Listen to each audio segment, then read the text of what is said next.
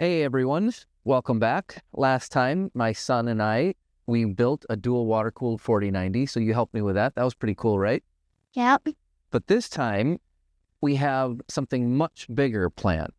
And before, with two 4090s, we were able to run around a 7 to 8 billion parameter model. That allowed us to do some, pretty cool AI use cases. But now we can run a 70 billion parameter model because we've taken that dual 4090 machine and we put it into an OpenShift cluster that has 6 other 3090s. So it's an eclectic group of machines, and we'll show you here in a little bit. We'll give you a tour.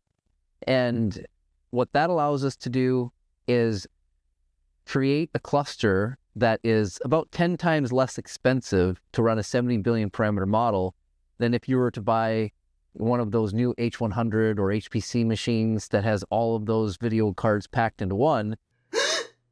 We're able to basically create a supercomputer that takes all of this commodity hardware and allows us, without having to be experts in hardware and how all of this stuff works, and run a really large model that potentially even rivals like GPT-3 or even the original 4. And that allows us to open up the doors for much more interesting AI use cases. So let's show them what we've done. So we've got this machine here. I'm going to grab this guy. And we'll skip this part out now. Yeah. All right. So what do we got here? So let's go take a look. So this is our dual 4090 machine, and it's connected. So you remember this from last time, and it is connected to our room in here, which is our server room. All right, so we've got up here on top, we've got 3 storage servers, just AMD machines, and I'll provide the specs of all of these. So it's pretty eclectic bunch of machines. So here we've got one machine and another one. So you can see on the left-hand side here. So in there, we've got our GeForce 3090s. So here's a 3090. So there's a 3090 Ti in each of these. So we've got another 3090 there. So pretty cool, right, Ethan? Yeah. And like this little machine here is a load balancer. And we've got our UDM Pro, and then 3 other machines. So in total, we've got 10 machines that make up our OpenShift cluster. It's a whole bunch of different types of machines. And later, so right now it's a 10 gigabyte network, but I've got just a $400 off eBay 100 gigabyte switch. So I'm going to be turning this into a much more consolidated cluster. But right now, I just wanted to show you how I've got everything configured now, and all of these machines together are able to create and allow me to run a 70 billion parameter model.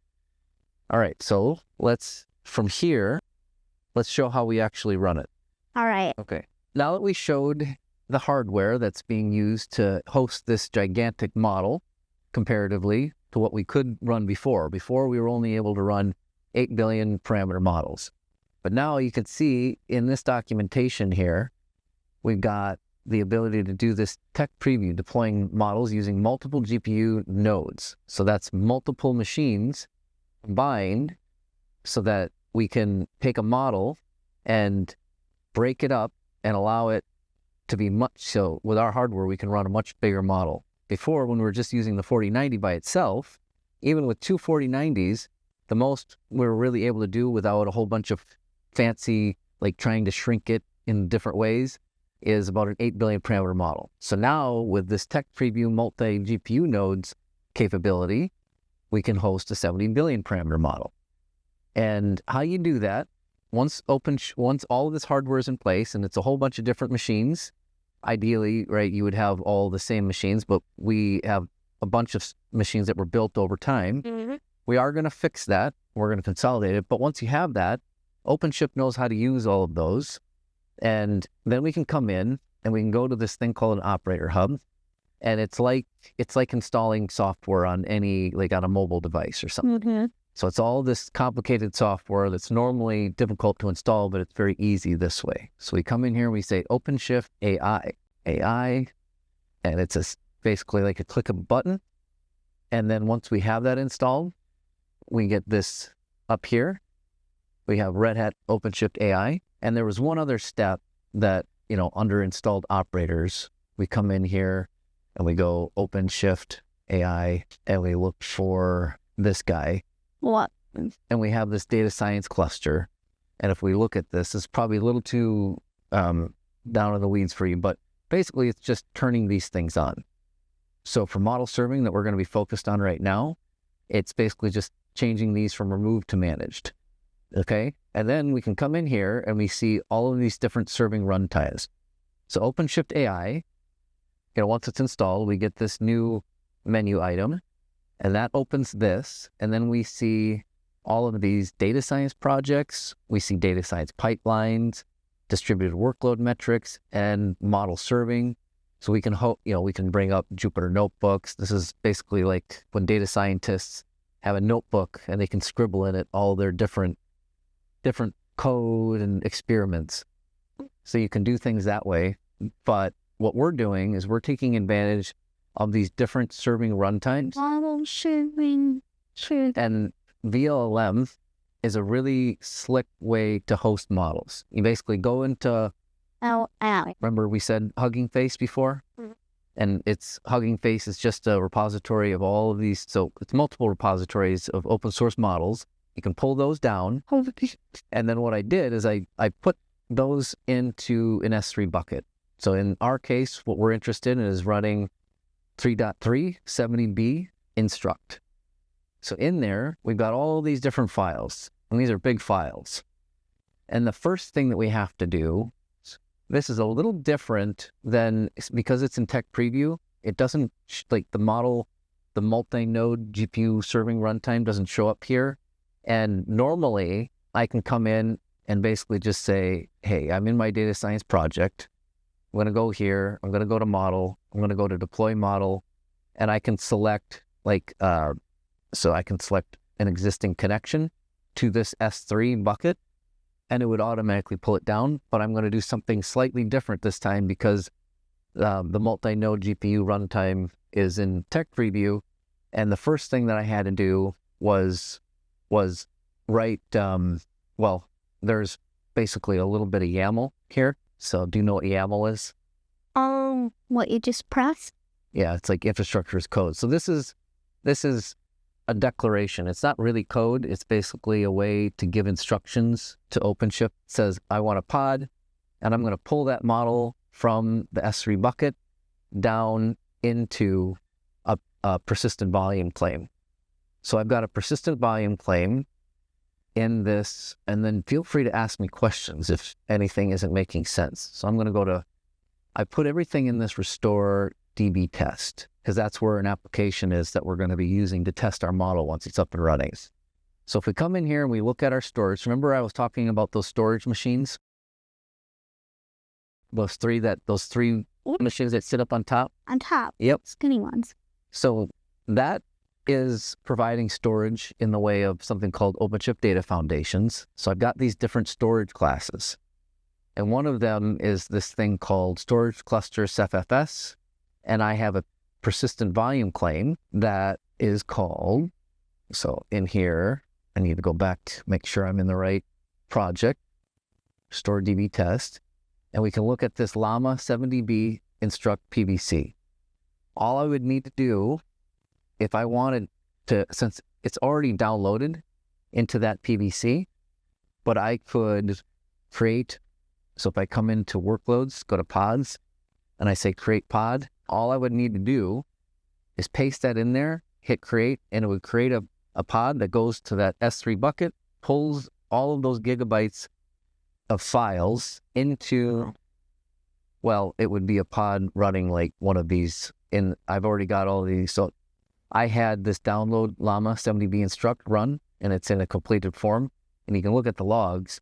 So it already ran and downloaded all of the files. So it's in that PBC. So this is a little different than if I were to use the user interface or one of those other runtimes that wasn't multi-node, and it could just suck it down straight from S3 bucket. Instead, I have to put it into a persistent volume claim for performance reasons, I would imagine. All right, so now that it's in there, the next step that we have to do is we basically just run this one command to get a serving runtime. the one command is this, and that serving runtime is this guy. If we come into administration, go to custom resource definitions, we go runtime. Run. We've got our instance of the vLLM multi-node runtime. Now, if we come in here and look at its YAML, you'll see a bunch of stuff, but I didn't have to create any of this. I basically just ran that one command, and now I've got a vLLM multi-node runtime. Normally, I'd be able to see those different runtimes in here, but because it's tech preview, it's currently disabled from appearing here. But it's similar to this vLLM serving runtime, only it allows us to spread the model across all of our machines. All right, now that I have that in place, I currently have in the namespace, so we've got our pods. You can see all of these guys here. They're all the different nodes working together. So I'm going to go ahead and delete that guy because I actually have an instance of this model already running. Which one? So I already have the model running. So it's all these different worker nodes in what's called array cluster. I don't have to really know anything about all of that. All I have to do is create a new type of inference. Just a new one of those paid. Yeah, and it's InferenceService. So right now I've got this InferenceService running. I'm going to go ahead and delete that. And when I delete that, you'll see those other pods go away. So if I come back up to pods, you'll start seeing that was very quick. All of those other pods that were running for the model are now gone. I know, it's called declarative. Is the one on the top the new one that you just did? I didn't know. So that's how I downloaded it. So first I had to download it into basically a storage PVC, what's called a persistent volume claim. Does that make sense? No, I don't know. It's basically a way to keep state. So if you have something that is needs to be remembered from running pod to running pod, then you have a claim on the storage. So those files, when I delete the pod, even though the pod is going to use those files, I don't want those files to have to go away. So that... Oh, the P stands for pod. Well, yeah, the pod, but in here, the P stands for persistent volume claim. So this persistent volume claim for the Llama 70B instruct PVC didn't go away. It's still there. But what I'm going to do now is I need new pods that know how to use that. And how I do that is I create, using YAML, a new inference service. So if I come in here to inference, and I go inference service, and I go to instances, I can basically come in and create a new instance. So what I would do, this is all I need. So I come in here, copy this, and I'm basically saying, hey, the storageUri is that PVC where the Llama 3.3 70B instruct went. So I told it to go there. So I'm going to copy that. I'm going to put it here. I'm just going to, and so this pipeline parallel size, I could say tensor size, and that would mean how many GPUs I want on a single machine to be used. But in this case, I want all of my GPUs to be used across, I have 8 GPUs, but I have 2 in 1. So I'm just going to say pipeline parallel size 8, and then Ray knows to separate everything out into its own worker node of 1. So each GPU is going to be assigned to one worker, and that doesn't necessarily have to be a physical machine. Anyway, that's a little... What's the one word? The main point of this is the pipeline parallel size means I've got 8 GPUs that I want to spread this model across, all right? So I'm going to go ahead and hit create, and we can come in and take a look at our pods now. What does that do? So, yep, see, all automatically, it knows how to create this Ray cluster and this Ray.io cluster under the covers, and we can take a look at this predictor, we can look at the logs, and we can watch as it starts spinning up. The head node knows how to use all of those different workers, and then it puts a URL in front of it and a service and allows me to then use it in an application. I'll show that application in a little bit. So we see how we've got all of these 8 active nodes. It's just going and doing the work for me. I don't have to know anything about IP addresses it's just working. It's working on creating all those things? All of these guys so that they can all work together, pull in that model. Running, and the one on the top is like complete. All right. Well, this only had to, once it downloaded the model, it was done, so it didn't need to run anymore. But these guys are going to be taking requests continuously. So as we use the model in an application, I'll show you that in a second here. That's our look. So the rest of these in here are an application that does something called retrieval augmented generation. Actually, there's one more that's complete. Yep. Well, we'll come back. It'll take a little bit for it to spin up and get all successfully running. Right? So I wrote an application. It's an AI hackathon starter kit. So it essentially does the simplest form, but it's still, even though it's simple, it's very useful in a lot of use cases. It's called retrieval augmented generation, where you basically give it a whole bunch of extra context. So the model is given context about something, and then you ask the model a question with extra facts that it didn't already know. And I have an application that consists of these different things, and you can create goals and tasks and then notes, and it can use the notes to complete the tasks. So I'm going to be showing that. That's also what's running in this namespace. So the rest of these here, so Strappy, are what correlates to this here. So this is a public repository. So the people, everybody who's watching this, you have access to this. And then there's another repository called AI Odyssey that, a friend of mine made it so that this application, if you don't have the hardware in your own environment, in your own, location, then you could spin all of this up as bare metal machines inside Amazon. And there's literally 2 scripts that you'd have to run to get everything running. There's an infrastructure script and then this application script that would install all of these components for you, rather than having to go in and do follow what the instructions would be if you were trying to deploy this with GitOps. So you could deploy this and do everything that we're doing, and I'll give you instructions. I'm not going to go into great detail in this video, but the instructions will be there for you to be able to see how to do all of this. All right, so once our model is up and running, let's take a look where we're at. Let's go to logs. So it's at 30%, 33%. They're running right now. Yeah, it's going to take a little while for this to get going. So let's start our application. So I'll show you what I'm talking about. We can come in, we can go to routes, to our networking routes, and once that is up and running, our llama predictor will be able to be communicated via this address. And then this is the front end of our application. So I'm going to sign in. All right. So you can come in here, you can create, I'll make this a little bigger. You can create goals. Do you still want to do what's the best blocks fruit, or did you come up with another idea? By the way, I was wrong about the kitten fruit. Okay. I thought Levi. So do you want to keep going where we put in a whole bunch of notes about block Is fruit? it still going to be cut out? Yeah, potentially. Oh, so Levi told me that it was dragon fruit, I think. Do you want to see if Levi's right? Yeah. Okay. All right. So what we're going to do... It's kitten fruit, so... So what we're going to do is use retrieval augmented generation with this application to find out what is the best blocks fruit. So this is a good use case for this. It's not the best use case for this 70 billion parameter model. We can do a lot more with this. And in fact, we can use and I have used a much smaller model with pretty good results. But we're going to use our 70 billion parameter model. And then later on, we'll do some use cases that actually require a much larger model. But for this, we're going to add some context, some notes about, so we're going to create a task, and we're going to try to find what is the best blocks fruit in Roblox. That's a video game that my son plays. And in order to do that, since the model itself most likely was not trained on anything about blocks fruit. So BLOX, it's these different types of fruits that people can consume to get different powers. Yeah, I think they know.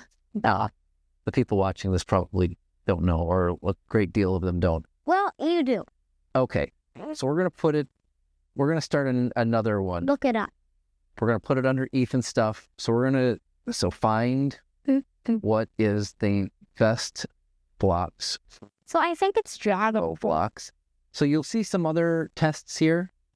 And we ran a couple of tests before we finished this use case. And we actually ran out, I had all of those machines on one circuit, and it blew a fuse. So this actually, it might be best to use those instructions and run this in Amazon rather than your own home lab, because you're probably going to need a lot of power to run all 8 GPUs at once. You're calling them about? Yeah. So I switched this I switched the machines to run on multiple circuits now, and we're going to add some better notes about, finding the best blocks fruit. So we're going to say, please tell me what best blocks fruit in Roblox. It doesn't yet. And what happened is we started running multiple. So we're going to create this task, and it doesn't really know anything about this at this point. So it struggles if it doesn't have any notes, and it doesn't know anything about blocks fruit. So it's actually going out, and let's take a look at, and I can even hear the fans kicking on over there. All right, so tell it. Come in here, observe, and then dashboards. We're going to go to NVIDIA, and we're going to see what's happening right now. So we're going to see that, so our GPU power usage, Good. and it's going to start utilizing this a little bit more. We'll come back and take a look at the usage here in a little bit. But let's go back, and we're going to start adding some notes, information. Okay. It's dragon. All right, let's go find some interesting information about blocks fruits. It's dragon, kitten, maid, and leopard. Blocks fruits tier list ranked. All right, so it's going to be dragon fruit. Okay, let's grab this. So the whole point is we don't need to analyze this. We're going to have the model tell us what the best blocks fruit is, and it's going to go through all of the information. No. Okay, so we've got that information, but let's go get some more. Best blocks. I saw shit. We're going to do this. Copy. Boom. And as you can see, it's saving as we go. That's probably not enough yet. So we got that first set of notes. So let's go ahead and hit previous. Now you can see we've got information about block fruits. It doesn't really know much yet. It did have a little bit of information that it just automatically knew. But let's see if this changes. So popular blocks fruits. Conclusion, the best blocks fruit in Roblox blocks fruits game is often a matter of personal preference. Yeah, I don't like that. And look at the references. It doesn't really have any reference right now. So That's what it said. That's what it said. Yeah, the model does know a little. The model itself was trained and knew a little bit about this stuff, but we're giving it more recent information. So we have January 2025, and the references, we know it's not using any of our notes yet. So we're going to go and we're going to add a few more notes.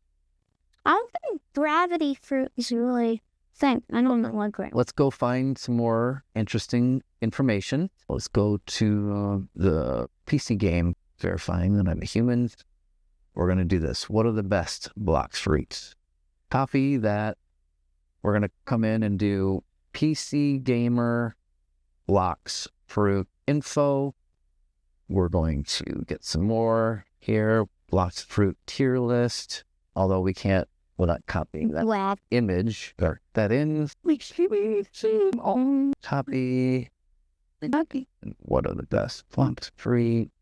Copy that. So what this does is it actually stores the notes into a vector database that's also right. Oh, here. So you can see we've got some spike in power usage. All right. So we can see that we've definitely got some GPU usage showing all 8 of our GPUs.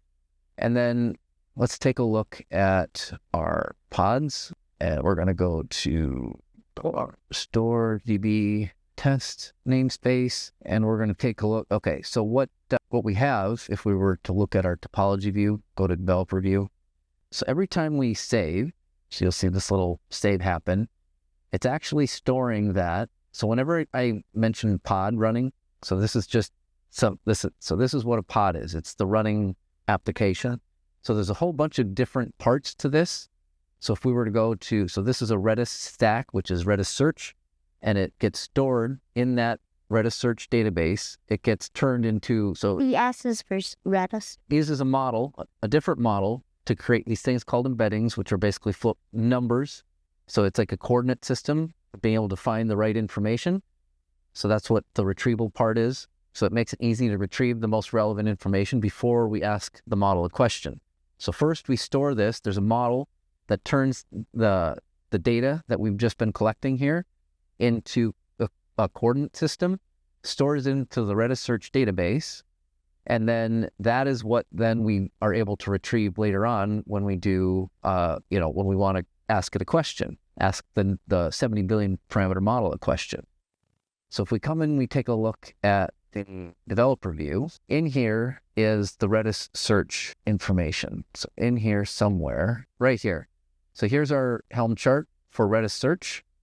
So all of that stuff is running together to make our entire application. So this is a front end. Way down there. Where? Machines? Yeah, point out what you're talking about. Which one? This one? No. This one? Yeah. Yeah, that's the Redis search. So that's the vector database. And I couldn't do a good job organizing this so that it actually made a little bit more visual sense. But, you can come in here as a developer and just see all the different moving component or different parts of your application at a high level. All right, so if we come back and we do hit previous now, we're going to go ahead and try to improve, since last time Information? we're going to go ahead and try to improve the So we're telling. response. Okay, so it just finished. So if we come back to this application now and hit refresh, let's go and see what references it used. Okay, so it's got 10 references now. Before it had 8, right? Yeah, or well, at first it had only 1. So it's found all of these different chunks that were stored in the vector database, and then that's what it used to get back this response. So let's take a look. Oh, now it knows about things like the S tier and the A tier that we had given it before. Oh, what? Right, it didn't know anything about this type of stuff. Shadow? All right, let's read it. The best blocks fruit in row blocks. Do you want to read it?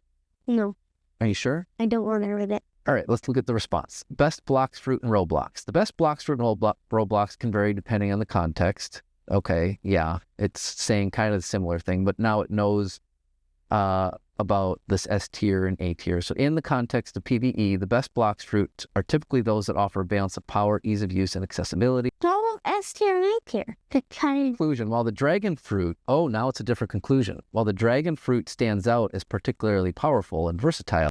Oh, so Levi told me that it was dragon fruit, I think.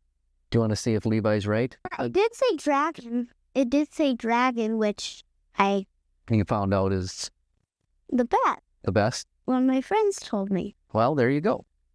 We made it smarter. Pretty cool, huh? Yeah. And we could make it smarter by adding even more nodes if we wanted to. Oh. But that's retrieval augmented generation. We're going to use this model, and we could even add more nodes really easily to the cluster just by going in. So there's this thing called assisted installer, and we can just add more nodes if we get more GPUs. It's really easy to add nodes. Okay. As we get more GPUs, we could add more nodes and then run even larger models. But we're going to do other use cases besides retrieval augmented generation. We're going to next time figure out what the coolest use case for something like this would be now that we have so much power at our fingertips. Can you think of anything that you want to do? What I want. What do you want to make? Robots. You want to make a robot Yeah, robot. that's powered by a cool big model? Mm-hmm. That's a possibility. Maybe we'll do that. All right. Thanks, Ethan. Thanks for helping me out here. Mm-hmm. And then we'll come up with some pretty cool next videos that we're using these larger models. All right. Thanks, everyone. This one. Yes, you will. Great. Bye. Bye. Step back. We can see everything. So we've got